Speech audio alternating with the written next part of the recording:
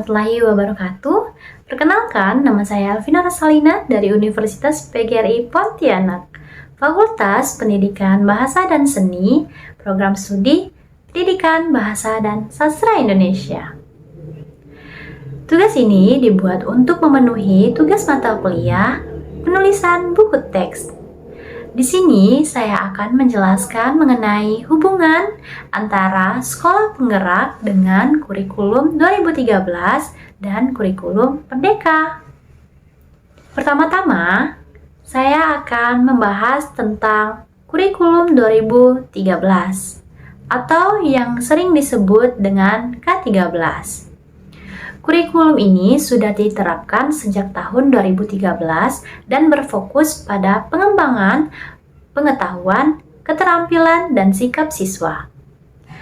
Dalam kurikulum 2013, pembelajaran dilakukan dengan pendekatan tematik integratif, terutama di tingkat SD. Sebagai contoh, di kelas 3 SD, siswa mungkin belajar tentang topik lingkungan hidup. Di sini, siswa belajar matematika melalui menghitung jumlah pohon di taman, belajar sains tentang ekosistem, dan belajar bahasa Indonesia melalui membuat cerita pendek tentang lingkungan sekitar. Namun, kurikulum 2013 sering dianggap terlalu kaku. Banyak guru merasa terbatas dalam berinovasi karena kurikulumnya terlalu struktural, sehingga tidak fleksibel dalam menyesuaikan pembelajaran dengan kebutuhan masing-masing siswa. Untuk itu, mengatasi kekakuan tersebut, pemerintah memperkenalkan kurikulum Merdeka melalui kebijakan Merdeka Belajar. Kurikulum Merdeka lebih fleksibel dan adaptif, memberikan kebebasan kepada guru untuk menyesuaikan pembelajaran dengan konteks dan kemampuan siswa.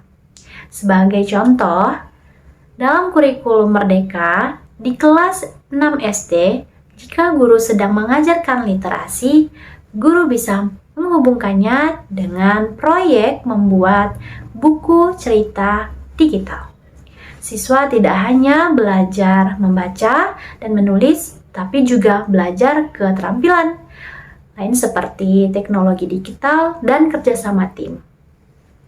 Salah satu inti dari kurikulum Merdeka adalah pembelajaran berbasis proyek. Misalnya, di SMP, siswa bisa mengerjakan proyek tentang krisis air bersih. Dalam proyek ini, siswa ditugaskan untuk melakukan riset kecil tentang penyebab krisis air di daerah mereka, menghitung kebutuhan air harian setiap orang, dan merumuskan solusi yang inovatif. Proyek ini tidak hanya mengasah kemampuan berpikir kritis, tetapi juga mengembangkan karakter gotong royong, yang merupakan bagian dari profil pelajar Pancasila. Lalu, hubungannya dengan sekolah penggerak apa? Nah, jadi sekolah penggerak adalah sekolah yang dipilih oleh pemerintah untuk menerapkan kurikulum Merdeka lebih awal. Sekolah-sekolah ini dilatih dan didampingi untuk menjadi contoh bagaimana kurikulum Merdeka bisa diterapkan. Misalnya, di salah satu sekolah penggerak, para guru diberikan pelatihan untuk mengembangkan proyek kolaboratif yang melibatkan berbagai mata pelajaran. Siswa kelas 11 SMA di sekolah penggerak mungkin mengerjakan proyek pembuatan kebun hidroponik yang menggabungkan pelajaran biologi, matematika, menghitung kebutuhan air dan nutrisi, dan ekonomi menganalisis potensi pasar produk sayuran hidroponik. Sekolah-sekolah lain yang belum menjadi sekolah penggerak masih menggunakan kurikulum 2013. Namun, sekolah penggerak diharapkan bisa menjadi model yang bisa menginspirasi sekolah lain dalam penerapan kurikulum merdeka di masa depan.